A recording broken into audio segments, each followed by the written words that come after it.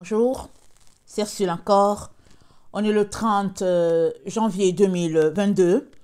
Alors, je viens sonner la trompette aujourd'hui encore et je viens proclamer le retour de notre Seigneur Jésus-Christ. Soyez tous bénis. Amen. Alors, tes jugements nous enseignent la justice, dit la parole de Dieu. Alors, quand les jugements de Dieu sont sur la terre, amen, le peuple apprend la droiture, dit la parole de Dieu. Alors, on n'est pas sans ignorer que nous sommes dans un temps de jugement sur la terre. On n'est pas sans ignorer. Mais la question, elle est celle-ci. Est-ce que nous avons appris quelque chose? Ou bien, sommes-nous en train d'apprendre quelque chose? Amen. Parce que c'est dit que dans un temps de jugement, les enfants de Dieu apprennent la droiture. Lisons un peu dans Ésaïe 26, ce qui est dit. Alors, Ésaïe 26, le verset 1 à 14, ça dit ceci. En ce jour, on chantera ce cantique dans le pays de Juda. Nous avons une ville forte. Il nous donne le salut pour muraille et pour rempart. Amen. Quelle description du salut, n'est-ce pas? Le salut est un rempart. Amen. Alors, c'est une muraille. On est protégé. Amen. C'est comme le psaume 91 qui dit « Celui qui demeure sous l'abri du Très-Haut repose à l'ombre du Tout-Puissant. » Alors, si tu reposes à l'ombre du Tout-Puissant, je ne sais pas qui va venir te déloger de là. Tu es protégé, n'est-ce pas? Alors, verset 2. « Ouvrez les portes, laissez entrer la nation juste et fidèle. À celui qui est ferme dans ses sentiments, tu assures la paix parce qu'il se confie en toi. Confiez-vous en l'Éternel, à perpétuité, car l'Éternel est le rocher des siècles. Il a renversé ceux qui habitaient les hauteurs, il a abaissé la ville superbe, il l'a abaissé jusqu'à terre. Il lui a fait toucher la poussière, elle est foulée aux pieds des pauvres, sous les pas des misérables. » Amen. La ville superbe, nous savons tous que la ville superbe c'est Babylone. Amen. Et si nous lisons Daniel 2, c'est dit qu'il y a une petite pierre qui se détachera, qui viendra frapper la grosse montagne, et puis cette grosse montagne va juste voler en éclats. Et nous savons que on est dans un temps où le combat entre la lumière et les ténèbres bat son plein. Et notre Dieu nous dit, ce n'est ni par puissance, ni par force, mais c'est par son esprit, c'est ça qu'il dit. C'est-à-dire, la victoire que l'enfant de Dieu aura sur ce monde de ténèbres ne sera possible qu'à travers le Saint-Esprit, et rien qu'à travers le Saint-Esprit. Et qui dit Saint-Esprit, dit communion avec Dieu le Père et Dieu le Fils. C'est le gage de notre salut, n'est-ce pas, le Saint-Esprit? C'est le gage que Dieu nous a donné. C'est la marque que Dieu nous a donnée. Mais on ne doit pas mépriser ce don extraordinaire-là. Parce que si on le méprise, on se retrouve à avoir piétiné ce que Dieu considère de précieux. Et on va se retrouver plutôt à être du côté des ennemis de Dieu. Et le verset 7 nous dit, « Le chemin du juste est la droiture. Toi qui es juste, tu as plani le sentier du juste. » Amen, quelle vérité. Parce que si nous sommes appelés justes, parce que la Bible dit, le chemin du juste est la droiture. Mais nous savons que si Dieu nous appelle justes, ce n'est pas à cause de nous, c'est à cause de lui. Amen. Parce qu'il est justice, il est vérité. Et c'est lui qui nous déclare juste à cause du sacrifice de notre Seigneur, de ce sang versé, de cette sanctification à l'extrême que Jésus-Christ est venu payer sur la terre pour nous. Amen. Et c'est ça qui fait que nous sommes appelés justice, à cause tout simplement de notre Seigneur. Alors, ce n'est pas par mérite, ce n'est pas à cause de notre mérite, mais c'est à cause de ce que Jésus-Christ a fait. Aussi, le verset 8, nous t'attendons, ô Éternel, sur la voie de tes jugements. Notre âme soupire après ton nom et après ton souvenir. Mon âme te désire pendant la nuit et mon esprit te cherche au-dedans de moi.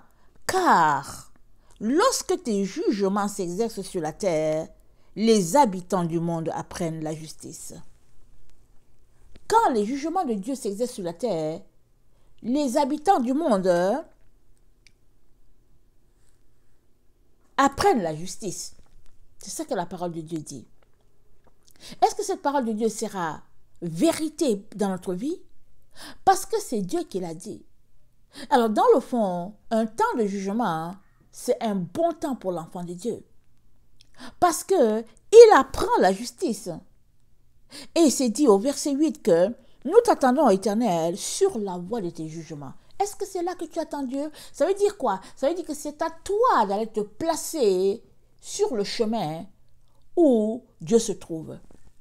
C'est pas à Dieu de venir se placer sur ton chemin. Déjà, il l'a fait en t'attirant à lui, en te donnant la vie. Mais maintenant, c'est à toi, c'est à moi d'aller nous placer sur le chemin où se trouve Dieu. Dans Jacques 4, si j'ai la bonne référence, dans Jacques 4,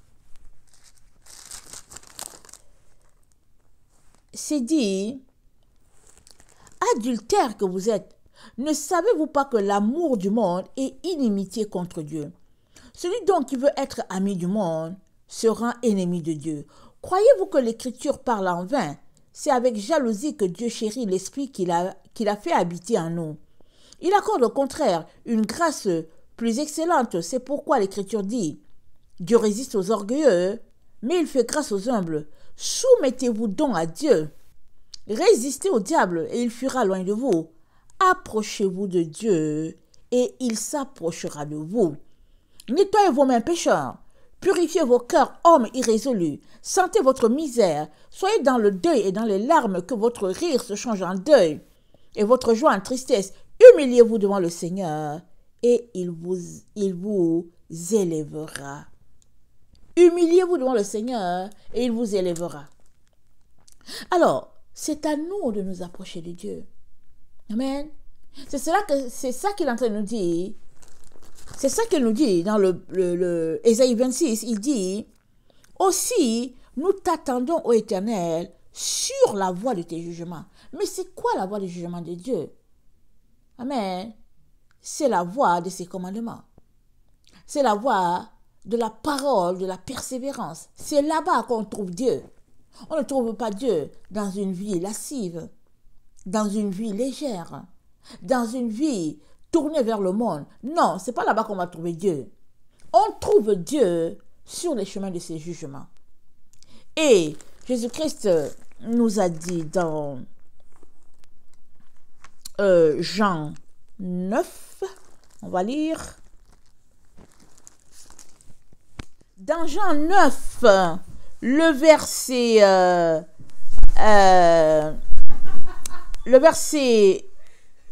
39. Amen. Puis Jésus dit, je suis venu dans ce monde pour un jugement, pour que ceux qui ne voient point voient, et que ceux qui ne voient, et que ceux qui voient deviennent aveugles. Alors quelques pharisiens qui étaient avec lui, ayant entendu ces paroles, lui dirent, nous aussi, sommes-nous aveugles? Jésus leur répondit, si vous étiez aveugles, vous n'auriez pas de péché. Mais maintenant, vous dites, nous voyons, c'est pour cela que votre péché subsiste. Amen. Alors, qu'est-ce qu'il est en train de dire ici? Il est en train de dire que c'est à chacun d'entre nous de choisir d'être aveugle. Amen. Alors, un aveugle ou bien un malvoyant, il a besoin d'aide. Il ne voit pas. S'il n'a pas son petit bâton blanc ou sa petite tige blanche, ou bien s'il n'a pas un chien, Mira, qui l'accompagne, ou bien s'il n'a pas un enfant qui le conduit par-ci par-là pour qu'il puisse retrouver son chemin, il ne voit pas du tout. Amen. Il est dépendant. Et souvent, il est tout petit parce qu'il attend de l'aide. Et puis, si tu es tant dépendant, tu vas attendre que la personne qui va t'aider soit disponible. Et ceux-là qui voient, ben, ils font à leur tête. Ils font ce qu'ils veulent. Et on est dans ce temps sur la terre, on est dans un temps où les voyants, entre guillemets, les personnes qui voient sont en train de diriger le monde. Ben, ils ont toujours dirigé le monde. Mais là où ils sont, en tout cas, ils l'ont envoyé dans une direction vraiment, en tout cas selon leur compréhension, leur intelligence, comme on dit. Alors Jésus-Christ nous dit, il nous ramène à cette réalité-là, il nous dit, je suis venu dans le monde pour un jugement, pour que ceux qui ne voient point voient, et que ceux qui voient deviennent aveugles. Alors, si tu es aveugle, Jésus-Christ te dit que tu verras. Pourquoi? Parce que les personnes qui vont vers Jésus, ce sont les personnes qui croient qu'elles ont besoin d'aide. Ce sont les personnes qui se rendent compte qu'elles ne voient pas du tout. Ou bien qu'elles ne comprennent pas vraiment tout ce qui se passe. Et qui disent, Seigneur, au secours. Mais les autres ne voient pas la nécessité. Parce que tout est là. Et ils ne voient pas pourquoi ils vont demander de l'aide. Alors Jésus-Christ nous dit, c'est pour ça qu'il est venu sur la terre. Il est venu pour exercer un jugement. Pour faire la séparation entre deux groupes. De telle sorte que ceux qui voient ne puissent pas voir. Et puis, ceux qui ne voient pas puissent voir. Donc, notre Seigneur est venu pour que ceux qui voient ne voient point. Et ce jugement, c'est que la lumière étant venue dans le monde, les hommes ont préféré les ténèbres à la lumière parce que leurs œuvres étaient mauvaises. Alors, tout dépend de comment tu vois ta situation, ta relation avec le Seigneur. Alors, si tu penses que c'est une relation où tu as vraiment besoin de lui, tu vas voir comment on appelle ça? Le trou dans lequel tu te trouves. Et tu feras appel au Seigneur. Parce que tu vas voir qu'effectivement, tu es vraiment dans les ténèbres. Seigneur, j'ai besoin de toi. Mais si tu penses que, bon, tu n'es pas tant dans les ténèbres que ça, tu ne verras pas l'importance de faire appel au Seigneur. Et il nous dit dans Ésaïe, le texte qu'on est en train de regarder, il nous dit donc dans Ésaïe 26, il dit, c'est où mon texte?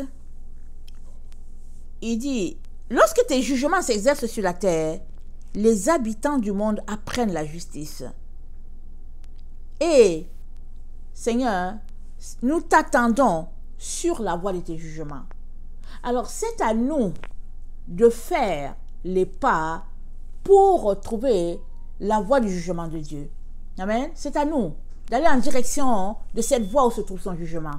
Et il nous dit que son jugement, c'est que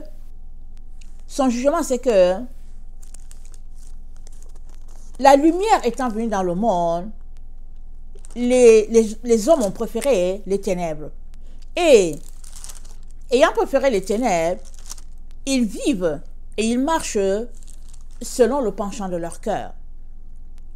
Mais notre Dieu s'attend à ce que, dans un temps de jugement, on ne puisse pas marcher selon le penchant de notre cœur, mais on puisse marcher selon, au fait, la dépendance totale vis-à-vis de Dieu.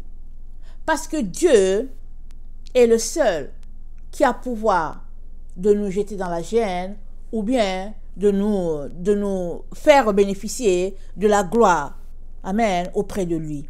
Alors, maintenant, c'est à chacun d'entre nous, amen, de rentrer en lui-même, pardon, et de s'examiner, excusez-moi.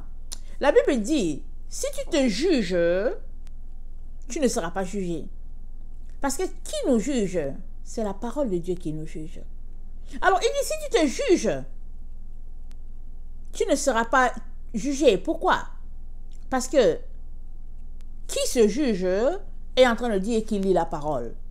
Il lit la parole, il compare sa vie par rapport à la parole, et quand il compare sa vie, il commence à pleurer. Quand ça dit, Seigneur, viens à mon secours. Seigneur, j'ai un caractère qui n'est pas possible. Seigneur, ma vie est une vie qui ne te glorifie pas. Seigneur, vraiment, j'ai menti. Seigneur, je suis paresseuse. Seigneur, oh Seigneur, Seigneur, viens à mon secours. Alors une telle personne qui se juge, oh Seigneur, j'ai pris l'argent de telle personne, tu t'envoies la personne pour dire, oh pardonne-moi. Une telle personne qui se juge, le Seigneur dit, elle ne sera pas jugée. Amen. Parce qu'elle se remet en question et elle voit que la parole de Dieu est faite pour elle. Et que sans cette parole de Dieu-là, elle ne peut pas être sauvée. Alors Jésus-Christ dit, je suis venu dans ce monde pour un jugement, pour que ceux qui voient ne voient point, mais que ceux qui ne voient pas puissent voir. Alors, dans ce temps dans lequel l'humanité est, amen, il est très très important que toi et moi puissions faire une évaluation de notre vie sérieusement, au fait. Où en sommes-nous?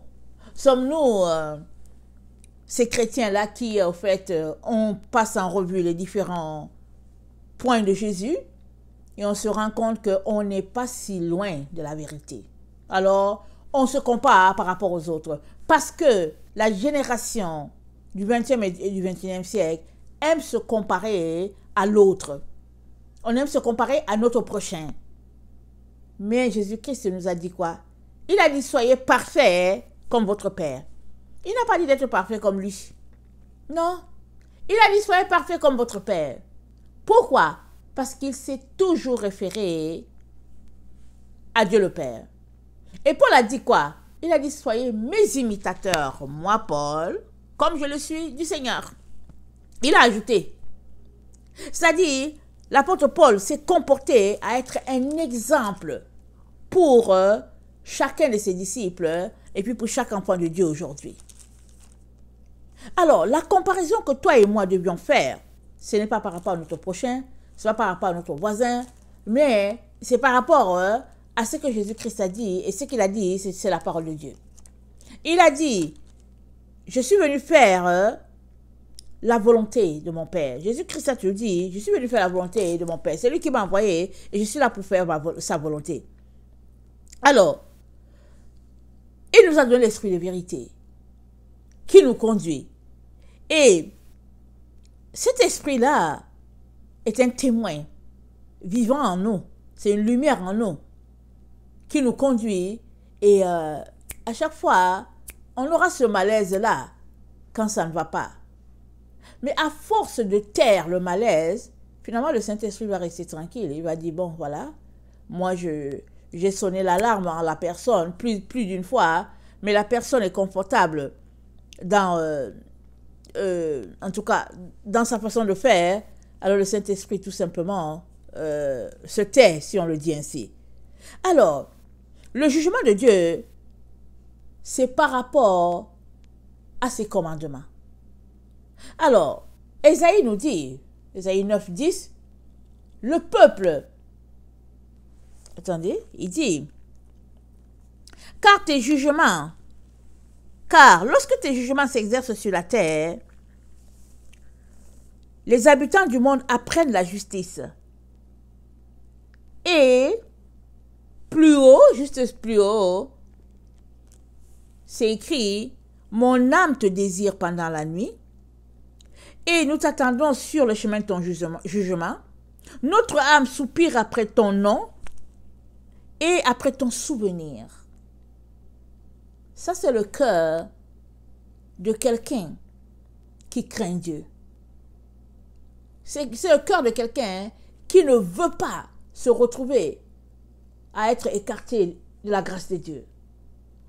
Alors, la nuit, son esprit, son âme soupire après Dieu.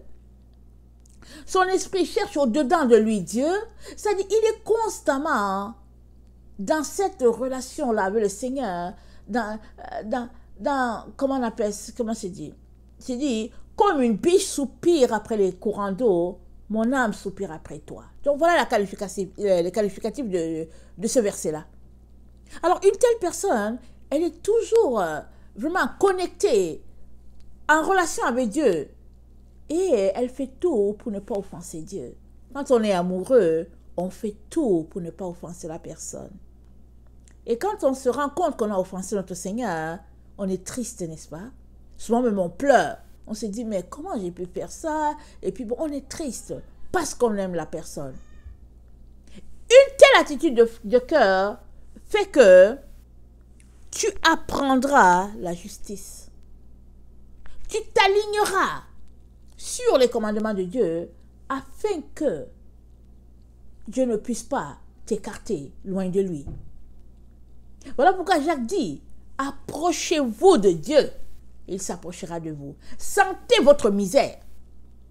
Et ce n'est que dans une telle attitude de cœur que Dieu va se tourner vers nous et nous garder dans son enclos. Parce que Dieu ne dédaigne pas un cœur brisé et un cœur contrit. Par contre, il résiste aux orgueilleux, comme on l'a lu dans Jacques 4. Alors, ton attitude, comment te comportes-tu quand Dieu parle? Comment fais-tu? Que fais-tu quand Dieu parle? Ou bien, quand l'Esprit de Dieu te montre quelque chose qui a changé, comment fais-tu? Est-ce que tu vas promptement changer la chose? Ou bien tu traînes les pas et puis finalement tu laisses faire? Parce qu'après tout, tu es sous la grâce et puis Dieu t'a sauvé et puis etc. etc. Alors, le verset d'Apocalypse 6, le verset 6 et 7 d'Apocalypse 14 nous renvoie à cette vérité-là que ceux qui craignent Dieu sont ceux-là qui vont le chercher sur la voie de ses jugements. Amen. Dans Apocalypse 14, le verset 6 dit, « Je vis un autre ange qui volait par le milieu du ciel, ayant un évangile éternel pour l'annoncer aux habitants de la terre, à toute nation, à toute tribu, à toute langue et à tout peuple, il disait d'une voix forte, « Craignez Dieu et donnez-lui gloire, car l'heure de son jugement est venue, et adorez celui qui a fait le ciel et la terre et la mer et les sources d'eau. » Amen.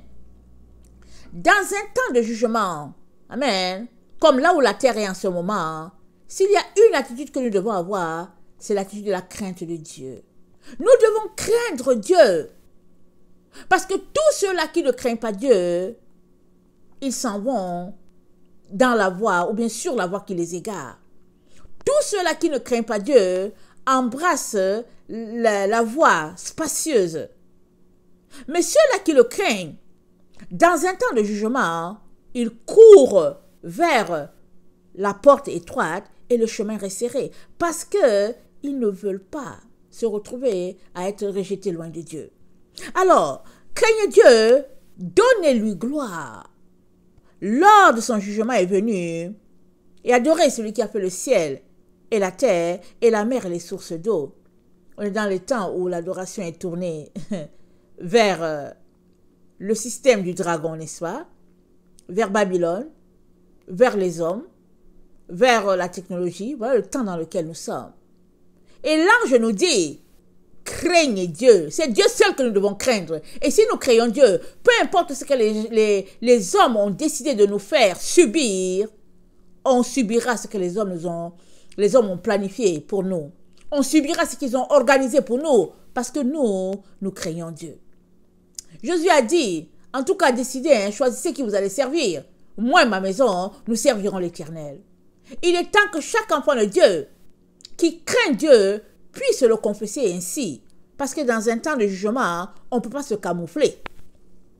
On ne peut pas rester au milieu. On ne peut pas faire semblant que bon, on est du côté du Seigneur. Parce qu'il expose tout. Il met tout à sa lumière. Parce que les ténèbres sont remplies sur la terre. Et les ténèbres couvrent la terre. Amen. Et c'est dit, la gloire de Dieu se lève sur Israël. La gloire de Dieu se lève sur l'enfant de Dieu. Et l'enfant de Dieu qui reçoit la gloire divine dans un temps de jugement, c'est l'enfant de Dieu qui craint Dieu. C'est l'enfant de Dieu qui pèse le pour et le contre et qui choisit de venir demeurer sous les pieds de son Seigneur pour dire, Seigneur, je suis mis à tes pieds pour étudier ta parole. Alors, je ne sais pas où toi, tu en es avec tout ce qui se passe autour de toi, autour de nous. Mais s'il y a un conseil que moi je vais te donner aujourd'hui, c'est qu'il est important que tu prennes quelques minutes devant Dieu pour évaluer ta situation. Parce que si tu ne réalises pas qu'on est dans un temps de jugement, alors c'est grave. Amen, c'est grave. Mais, déjà, tu peux revenir. Tu peux revenir sur le fait que tu ne vois pas parce qu'il y a quelqu'un qui est là en train de te dire on est dans le temps du jugement. Amen. Alors, les gens qui aiment discuter, argumenter vont dire ben, c'est pas la première fois qu'on a eu la maladie. Et il y a les gens qui disent oh non, mais il fut un temps où il y avait la peste et puis etc. Parce qu'il y a des gens qui sont toujours là pour justifier ce qui se passe et pour minimiser ce que Dieu est en train de faire. Ils sont là comme ça. Et dis-toi qu'il y en aura toujours sur ton chemin. Parce que chacun fait l'œuvre de son Père. Alors, chacun fait l'œuvre de son Père. Mais si toi, tu penses que Dieu c'est ton Père, et que tu es appelé à faire l'œuvre de ton Père, alors tu es appelé en ce moment même à rentrer en toi-même, à t'examiner et à voir où est-ce que tu en es en réalité. Il ne s'agit pas de suivre le Seigneur à 98%, mais il s'agit de lui donner tout à 100%. C'est cela, craindre Dieu et apprendre la justice alors que le jugement est en train de se passer.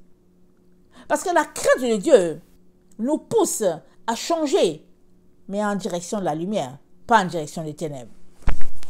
Alors, notre texte nous dit, le verset 10 nous dit, si l'on fait grâce aux méchants, il n'apprend pas la justice. Il se livre au mal dans le pays de la droiture. Il n'a point égard à la majesté de Dieu. Éternel, ta main est puissante. Ils ne l'aperçoivent pas. Ils verront ton zèle pour le peuple et ils en seront confus. Le feu consumera tes ennemis. Éternel, tu nous donnes la paix, car tout ce que nous faisons, c'est toi qui l'accomplis pour nous. Amen. C'est toi, Seigneur, qui l'accomplis pour nous, tout ce que nous faisons. Éternel, notre Dieu, d'autres maîtres que toi ont dominé sur nous, mais c'est grâce à toi seul que nous invoquons ton nom. Ceux qui sont morts ne reviendront pas, des ombres ne se relèveront pas, car tu as châtié, tu les as anéantis et tu as détruit tout souvenir. Amen. L'auteur nous rappelle ce qui s'est passé avec ceux-là qui n'ont pas craint Dieu, avec ceux-là, amen, qui n'ont pas eu égard à la majesté divine. Alors ils ont été anéantis. Et Dieu n'a pas changé, hein. Il est le même hier, aujourd'hui et pour toujours. Amen. Alors, ce qui est arrivé au temps d'Israël arrivera encore dans notre temps et est en train de se passer. Les jugements de Dieu s'exercent sur la terre. Ils sont en train de s'exercer. Mais alors que Dieu nous a donné la vie, alors que toi et moi respirons aujourd'hui, il est très important qu'on change les choses qui doivent être changées.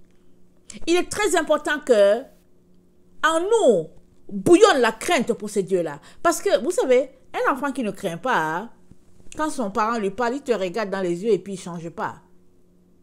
Mais un enfant qui craint, dès que tu lui parles, il va se lever, il va aller faire les choses qui sont à faire et il va même venir demander « Pardon papa, pardon maman, ce que j'ai fait, ce n'est pas correct. » Mais une personne qui ne craint pas, excusez-moi le terme, elle s'en fout un peu de ce que Dieu peut dire ou pas, ce que Dieu peut penser ou pas. Alors, on est dans un temps où le peuple est éduqué comme ça, et par les médias, et puis un peu partout, et puis les autorités eux-mêmes disent ce qu'ils veulent, et puis chacun lance les paroles en l'air, etc., etc., si bien que c'est la confusion totale. Souvent quand un enfant parle, tu te demandes, mais c'est à qui qu'il parle? Le temps que tu te rends compte, il est en train de parler avec le conseiller du ministre. Et puis, on ridiculise tout le monde, et puis tout est ridicule, et puis bon, voilà la vie. Et l'apôtre Paul a parlé à Timothée. Il a dit dans les derniers temps, hein, c'est ce que les gens seront. Ils seront fanfarons, ils seront arrogants, blasphémateurs, etc., etc. Mais toi et moi, ne devons pas garder cette attitude-là. Parce que cette attitude-là, blasphématoire, fait que Dieu parle, on pense que c'est une personne comme nous. On ne bouge pas. On ne se secoue pas. On ne s'en va pas dans notre chambre, fermer la porte pour pleurer, pour dire Seigneur, j'étais offensé. Non. C'est-à-dire qu'on s'arrête, on se dit, mais c'est quelle génération ça? Mais, toi et moi devons aller contre tout ce qui se passe. Et dire, Seigneur, je veux apprendre la justice dans cette situation. Seigneur, aie pitié de moi, aie pitié de ma famille. Ne m'impute pas. Seigneur, un péché. Aide-moi plutôt à sortir dans tout ce dans quoi je suis. Et quand tu as cette attitude de cœur-là et que tu décides de changer les choses que tu dois changer, le Seigneur va t'aider. Parce que c'est dit dans Ésaïe 26, c'est dit, attendez,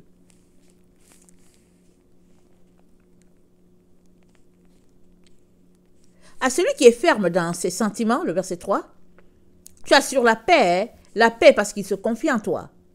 Confiez-vous en l'Éternel à perpétuité, car l'Éternel est le rocher des siècles. Il a renversé ceux qui habitaient les hauteurs. Il a abaissé la ville superbe. Il l'a abaissé jusqu'à terre. Il lui a fait toucher la poussière. Et il dit aussi,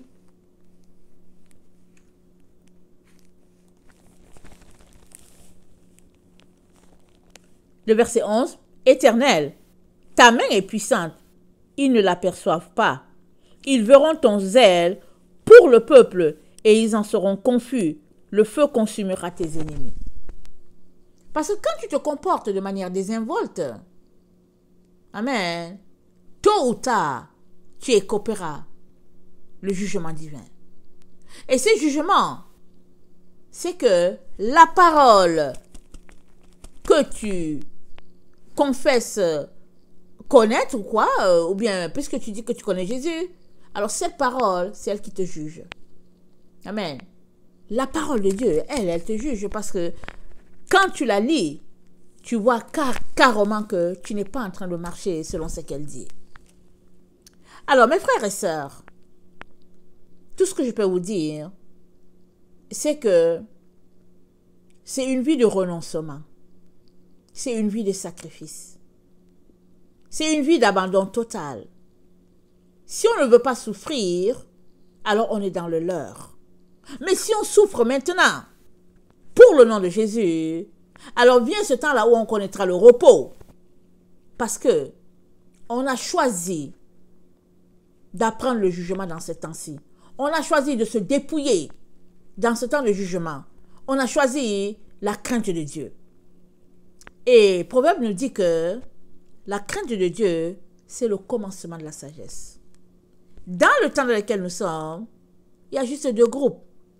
Le groupe de ceux que Dieu appelle les sages et le groupe de ceux qu'il appelle les insensés. Les insensés, ils vont continuer de se comporter comme ils le faisaient. Ils vont dire, ben, quand je regarde ma vie, je ne vois rien changer. Le sage, il va toujours venir devant Dieu pour dire, Seigneur, montre-moi, s'il te plaît, montre-moi, dis-moi. Il va te dire, mais il n'y a rien, ça va. Il dit, non, Seigneur, s'il te plaît, dis-moi, dis-moi. Et il va te dire, voilà ceci a changé, voilà cela a changé. Parce que Dieu, il vient toujours au secours de celui-là qui veut aller plus loin. De celui-là qui regarde sa misère, qui la sent et qui dit, Jésus, j'ai besoin de toi. Je ne peux pas vivre sans toi. Je n'aimerais pas passer mon éternité loin de toi. Viens à mon secours. Moi, je viens t'encourager vivement, fortement, à te remettre en question. À vivre une vie où tu sais te remettre en question. Parce que Dieu est parfait. Notre Seigneur est parfait. Il a fait ses preuves. Il a payé de sa vie pour notre rachat. Et parce qu'il l'a fait, amen, nous lui devons tout. Tout. Et parce qu'il l'a fait, il peut nous sauver si facilement. Il peut nous sauver si aisément. Il n'y a que lui qui peut nous sauver. Amen. Alors si tu méprises la personne qui peut te sauver, qu'est-ce qui te reste encore? Amen. Qu'est-ce qui te reste? Tu méprises celui-là qui a donné sa vie pour toi. Qu'est-ce qui te reste? Alors, que le Seigneur bénisse sa parole et que votre désir le plus ardent soit vraiment de changer toutes ces choses-là que l'Esprit vous montre qui doivent être changées. Que votre moi ne prenne pas la place. Amen. Souvent, on est trop présent. On est tellement présent. C'est toujours nous, on est tellement présent. Mais ce n'est pas nous qui devons être présents. C'est Jésus qui doit être présent en nous à travers le Saint-Esprit. Amen. Que le Seigneur bénisse sa parole. Je vous aime beaucoup et Dieu davantage. Maranatha, Jésus revient. Amen et amen. Soyez bénis. Alléluia.